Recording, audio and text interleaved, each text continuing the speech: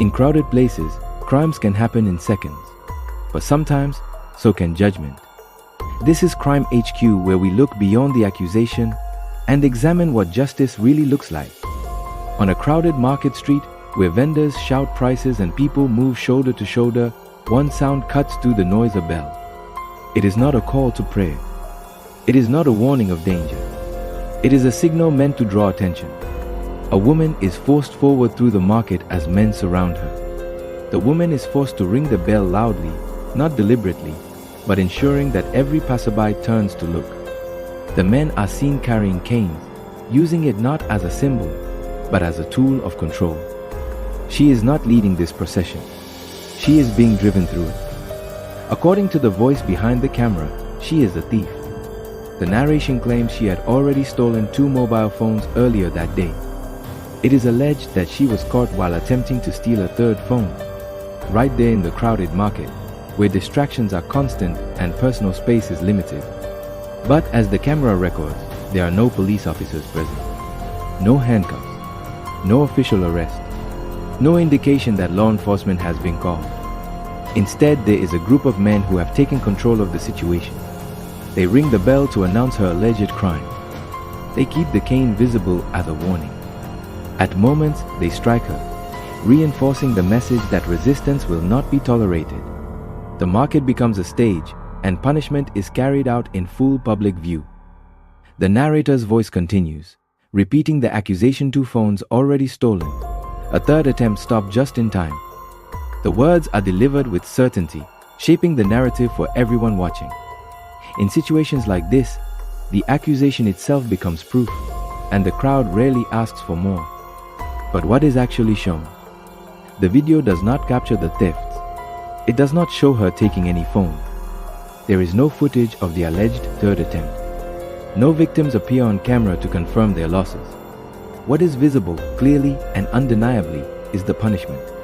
The woman's body language tells its own story. Her head is lowered. Her movements are constrained. She does not fight back.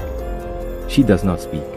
Whether she is silent out of fear, shock, pain, or helplessness is impossible to know. In moments like this,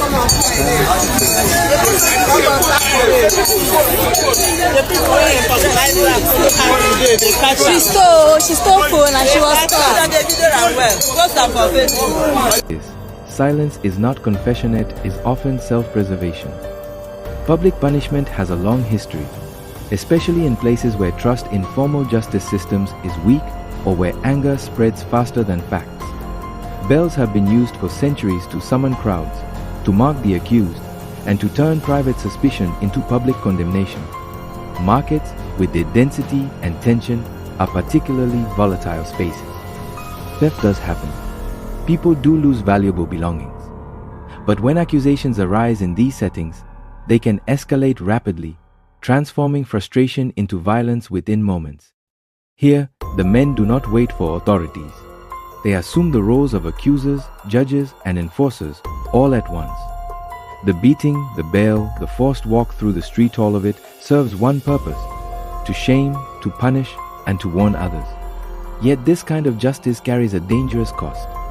Once violence begins, truth becomes secondary. Once a crowd is convinced, doubt disappears. And if the accusation is wrong, there is no mechanism to reverse the harm. Even if it is right, the punishment may far exceed the crime.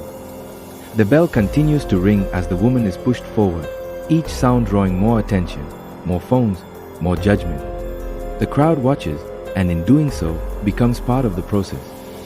Modern justice systems exist precisely to prevent moments like this where power overwhelms evidence, and punishment is decided in anger rather than law. Public beatings do not establish guilt. They only demonstrate who holds control in that moment. Whether this woman stole 2 phones, 3 phones, or none at all remains an allegation. What is not an allegation is what the camera shows: a woman being beaten and humiliated in public by men who have taken justice into their own hands. The video eventually ends, but the consequences do not. The bruises heal. The fear lingers. The footage circulates.